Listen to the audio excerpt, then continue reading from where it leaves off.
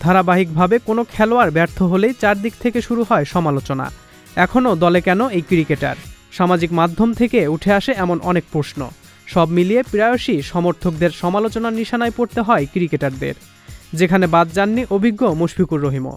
তবে এবার মুখ খুলে সমালোচনাকারীদের কঠিন জবাব দিলেন মিস্টার ডিপেন্ডেবল। এক সাক্ষাৎকারে মুশফিক খোলামেলা কথা বলেছেন আসন্ন ওয়ানডে বিশ্বকাপ, ব্যাটিং পজিশন বদল ও নিজের ভবিষ্যৎ ক্রিকেট কেরিয়ার নিয়ে। ১৯ বছর ধরে আন্তর্জাতিক ক্রিকেট খেলছেন মুশফিক।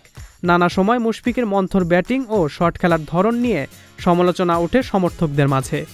অনেক সময় প্রশ্ন উঠেছে মুশফিকের কিপিং নিয়েও। মুশফিকের ভাষ্য, এশিয়ান ক্রিকেট খেলুড়ে দেশগুলোতে সমর্থকদের এমন আচরণ খুবই স্বাভাবিক।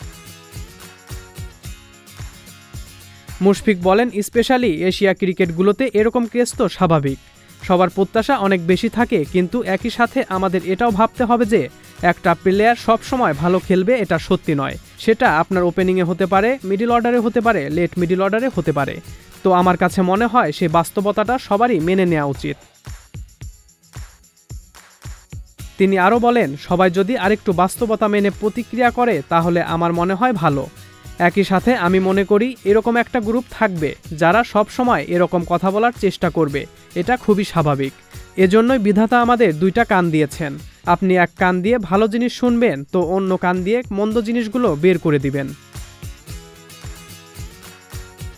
অনেক সময় বাস্তবতা বিবর্জিত সমালোচনার মুখেও পড়তে হয়েছে ক্রিকেটারদের, যে সমালোচনায় ক্রিকেটীয় দৃষ্টিভঙ্গি থাকে না। মুশফিক মনে করেন এসব সমালোচনা গায়ে মাখানোর কিছু নেই।